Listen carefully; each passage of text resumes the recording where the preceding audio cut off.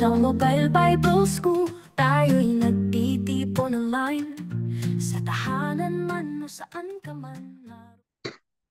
No biblical reason for social justice. Another thing is, second is protect the weak.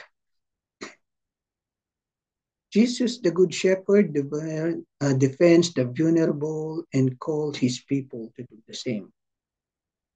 So dapat ganun din tayo, mga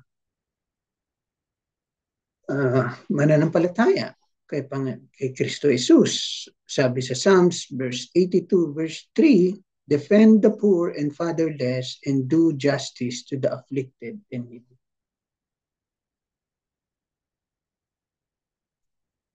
A church provide food and shelter for the homeless in the community.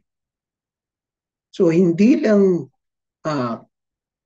social justice is not only about preaching the gospel, but we do something about the community, but with the intention of sharing the gospel. Kasi kung tutulong lang tayo and wala naman preaching of the gospel, then it's a human exercise. It doesn't glorify God. Yes, we help, we do good things, but doesn't add up. It doesn't glorify God, therefore it has no effect in a lasting plan ng Panginoon sa ating kingdom plan.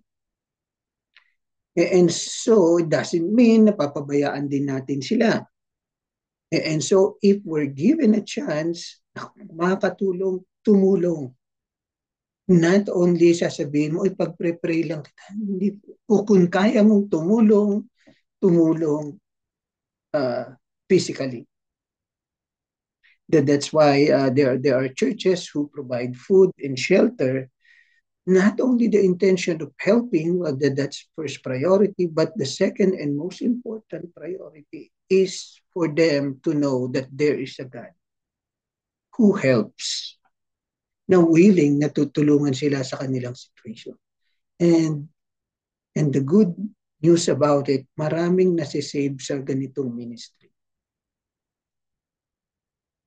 But always share the gospel. Yun ang importante. Example, si Peter Kairos, I hope kilala siya. Yung sa 700 Club, yung po siya. Siya ang president ng Vision Blessing. If you naalala nyo, turns over a home to a family and community in Tacloban, Leyte.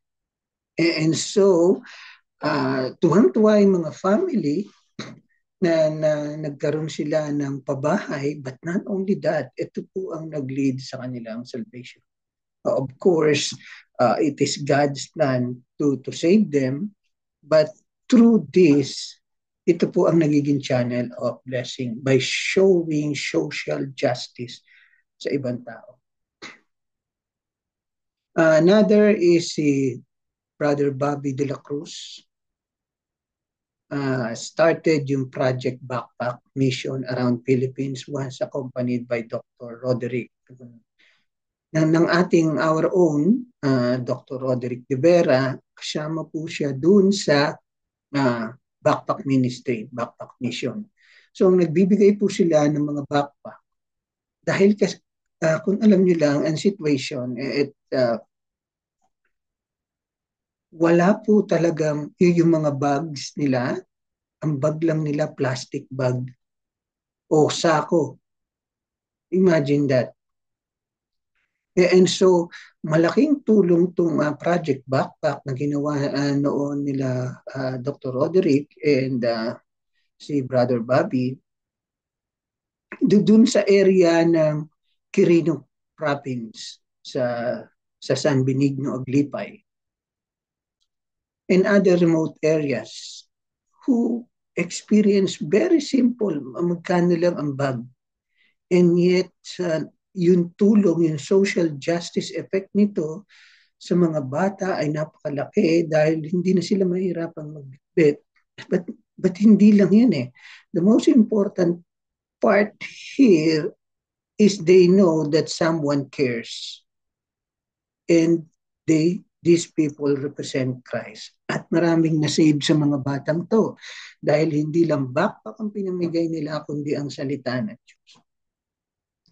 So, kasama po dyan ang ating Dr. Roderick sa ministry niyan.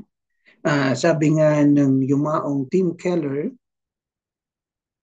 biblical reason for social justice, God's heart beats for the oppressed and calling people stand in the gap. Tungkulin po natin yan, mga Kristiyano.